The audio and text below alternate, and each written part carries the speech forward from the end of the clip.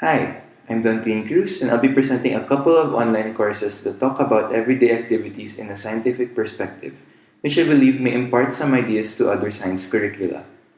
The first course is entitled Kitchen Chemistry, together with another advanced succeeding class. These are undergraduate courses at the Massachusetts Institute of Technology's open courseware under the chemistry department. A session lasts 2 hours and once per week. As the name suggests, enrollees will have to witness experiments involving food preparation. Students will be conducting the experiments while enrollees will have to read up, write a journal commenting about the posted videos, and then answer some homework.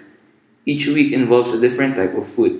For example, the first session involves the preparation of guacamole. The recipe and steps for making are posted.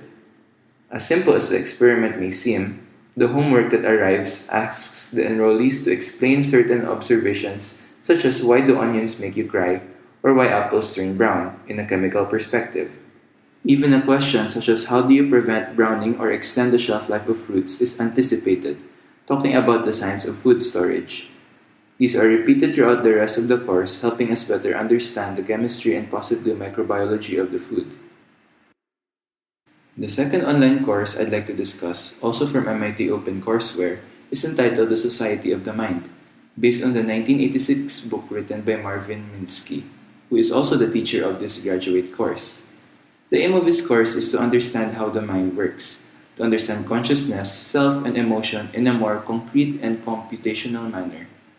It revolves mostly around Minsky's two books, The Society of Mind and The Emotional Machine, released in 2006. He talks about topics that cover the human experience such as falling in love, from panic to suffering, and common sense, which are all covered in his second book. Enrollees need only watch his videos, answer some questions in the homework, and submit a project proposal to be deliberated on by the teacher. Interestingly though, the books talk more psychology and philosophy, but the course is listed under the Electrical Engineering and Computer Science department. Minsky's analysis of the mind is actually aimed at programming artificial intelligence.